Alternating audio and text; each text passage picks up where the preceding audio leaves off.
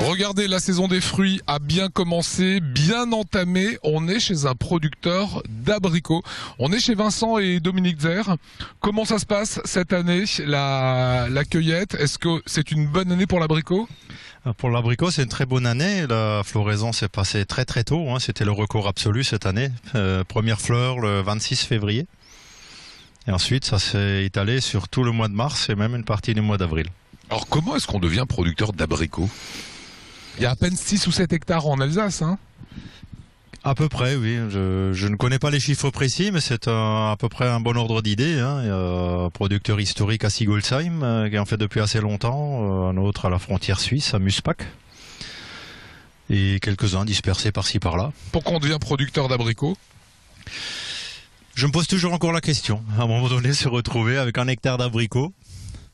En fait, on cherchait une production pour diversifier un petit peu la production viticole. On était viticulteur d'origine, 100% viticulteur. Et puis, l'abricot, on avait un petit abricotier dans le verger familial qui donnait toujours de très bons fruits. Et on s'est rendu compte qu'en les laissant mûrir, ça produisait autre chose que ce qu'on trouve couramment sur les marchés et les supermarchés. Alors en arrivant ici, vous m'avez fait goûter un abricot qui était extrêmement orange, délicieux. Celui-ci est rouge. Vous avez combien de variétés différentes ici, Vincent? Alors en production, nous avons 22 variétés. Donc ça permet d'étaler la production sur une période de maturité le plus long possible. Donc aussi une période de vente le plus long possible et une période de satisfaction de la clientèle le plus long possible. Ça veut dire que ceux que j'ai goûtés tout à l'heure, ils sont prêts. Ceux-là, vous allez les cueillir quand? Ceux-là, ils vont arriver tout à la fin de la semaine, là, pour les tout premiers, et sinon, globalement, courant de la semaine prochaine. Voilà. Et de l'autre côté, on peut voir, c'est pas du tout la même couleur, hein.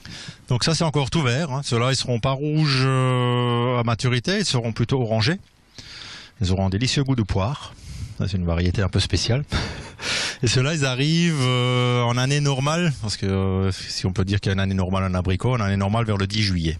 Les conditions climatiques, là, on a vu du 35-38 degrés en Alsace. C'est dangereux pour le fruit?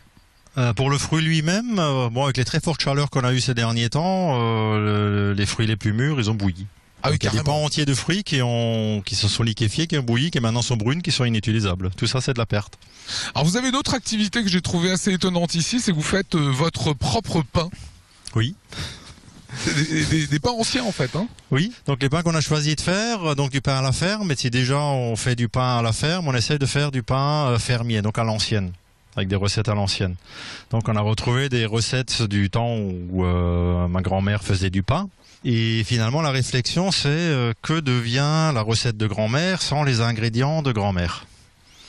Donc les variétés de blé actuelles n'ont rien à voir avec les blés cultivés il y a 50, 60, 70 ans. Ma grand-mère était née en 1900, celle dont je parle. Donc ça veut dire que vous êtes arrivé à retrouver des vieilles farines. Et par là, justement, on a reçu à l'origine quelques sachets de graines de blé dans le jardin pour le tester, ce mètre carré l'année suivante, comme le jeu d'échecs, 16, ça a donné 1 mètre carré la première année, 10 mètres carrés en ressemant la deuxième année, 10 fois 10 mètres carrés la troisième année.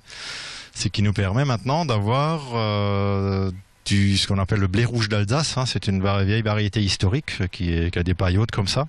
C'est pas un très grand rendement, mais il se cultive très facilement sans aucun engrais ni pesticides, comme à l'époque. Comment c'est perçu qu'à Dangolsheim, il y ait Vincent et Dominique au Jardin des Marmottes qui font comme ça et des abricots et des pains à l'ancienne? C'est perçu comme quelque chose d'original. Il y a beaucoup de clientèle des environs.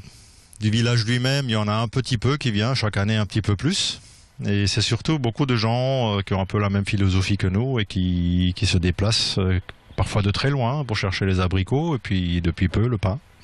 Excellent, bonne continuation à vous et Dominique. Voilà ce qu'on voulait vous montrer sur des producteurs atypiques ici en Alsace. On fait de l'abricot en Alsace et je peux vous dire qu'il est franchement